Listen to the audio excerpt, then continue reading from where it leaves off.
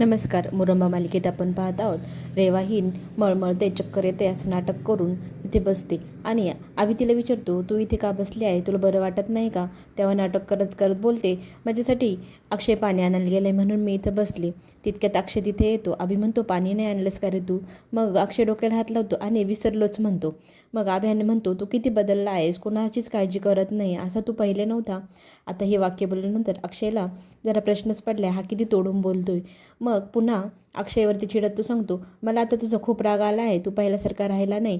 असं म्हणत तो रेवाला सांगतो, चल मी तुला तुझ्या रूममध्ये घेऊन जातो आणि पाणीही देतो. आणि तिथून निघून जातात.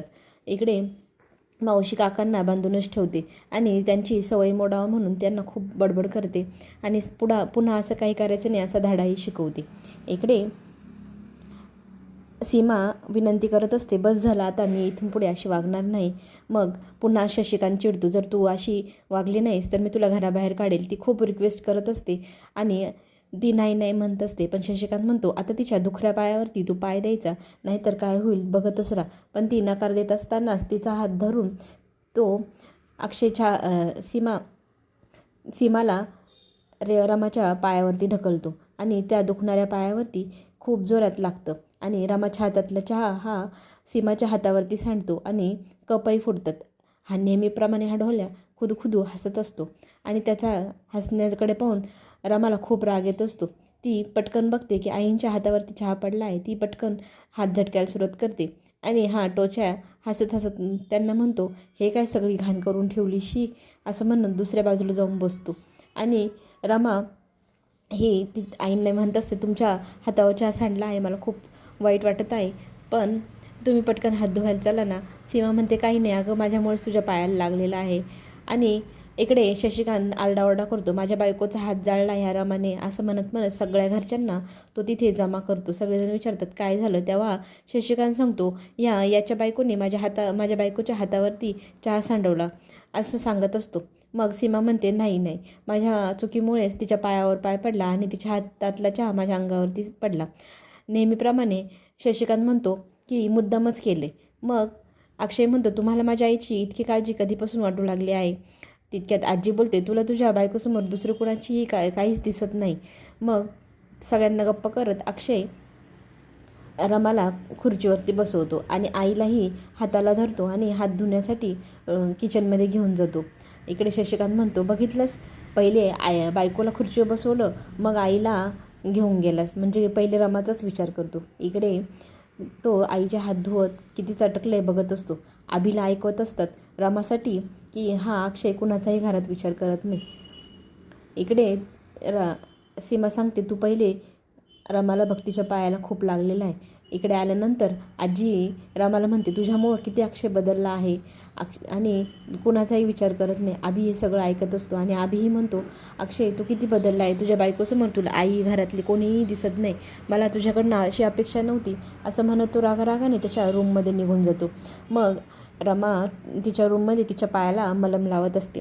अक्षय तिथं येतो आणि रमाला विचारतो, दुखते का गं? ती म्हणते, जास्त काही नाही, पण सगळेजण तुम्हाला बाहेर खूप बोलले, मला खूप वाईट वाटत आहे. तेव्हा अक्षय सांगतो, अभि इतका बदलला आहे, मला याचा विश्वासच पटत नाही, असं काय झालं आहे अभिला? रमा म्हणते, काहीतरी झालं आहे नक्की, तुम्ही त्यांची समजूत काढा, त्यांच्याशी बोलून बघा. तेव्हा अक्षय म्हणतो, तो माझ्याशी नीट बोलणार आहे नाही. मग रमा म्हणते, मला एक आयडिया सुचली आहे, आपण तसं करूया.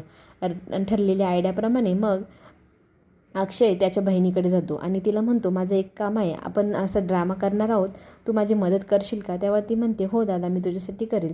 इकडे दादा जान्हवीसाठी चहा नाश्ता घेऊन येतात, पण ती नाही म्हणते. ते म्हणतात, तुझा चेहरा खूप उतरलेला दिसतोय, काय झालं आहे? तेव्हा जान्हवी सांगते, अरे मी डायटिंगवरती आहे ना, त्याच्यामुळे मला खूप लो वाटतं आहे, मी जरा झोपली की मला बरं वाटेल. मग तितक्यात रमा तिथे येते आणि रमा विचारते, तुमचा चेहरा इतका का उतरला आहे? तेव्हा ती सांगते, अगं मी डायटिंगवरती आहे, मला असं काहीतरी वेगळं काहीतरी सांग, म्हणजे माझं लक्ष दुसरीकडे डायव्हर्ट होईल. मग रमा तिच्याशी गप्पा मारू लागते. गप्पा मारता मारता तिचा चेहरा उतरलेला असतो, पण तिच्या गप्पा ऐकून तिला खूप छान वाटतं आणि म्हणते, तुझ्याशी बोलून मला खूप छान वाटत आहे, मला बरंही वाटत आहे. इकडे अक्षय फोनवरती सगळी प्लॅनिंग करत असतो, काय काय करायचं सगळं त्याचं ठरत असतं. तो त्याच्या आईकडेही जातो, रूममध्ये जातो, तर तो शशिकांतला म्हणतो, आई कुठे आहे? शशिकांत दुसऱ्याच गोष्टींची गप्पांची सुरुवात करतो. मग ते टाळाटाळा करत अक्षय तिथून निघून जातो. ठरल्याप्रमाणे सगळेजण लहान मुलांचे स्कूल ड्रेस घालतात, प्रोजेक्ट करतात. ते प्रोजेक्ट घेऊन ते सगळेजण हॉलमध्ये जमा होत असतात. सगळे घरातल्यांना प्रश्न पडला आहे ह्या चौघांचं काय चाललं आहे. सगळे त्यांच्याकडे बघत असतात. ते गप्पा मारत असतात. हा प्रोजेक्ट मी केला आहे, मी शाळेत नेणार. दादा म्हणतो नाही मी नेणार. मयुरी म्हणते मी नेणार. आणि सगळ्यांच्या अशा गप्पा चालू असताना दादा म्हणतो हे प्रोजेक्ट मी केलं आहे म्हणजे मी शाळेत नेणार. सगळ्यात लहान मी आहे तर मी नेऊ का, अक्षय म्हणतो. मग सगळे त्यांचे भांडणं सुरू होतात, नाही मी करत. तेव्हा काका सांगतात, अरे लहान मुलांसारखे भांडू नका रे, जरा शांत व्हा. आभ्या ते सगळं बघतो आणि आभ्या म्हणतो हे काय चाललं आहे तुमचं. पण आभ्याला इग्नोर करायचं सगळ्यांनी ठरवलेलं असतं. एकमेकाला खुणवत असतात की याला काहीच उत्तर देऊ नका. तितक्यात अक्षय म्हणतो आपण गेम खेळू, जो सगळ्यात शेवटी आऊट होईल त्याला आपण हे घर देऊ. आणि मयुरीला सांगतात तू राज्य घे.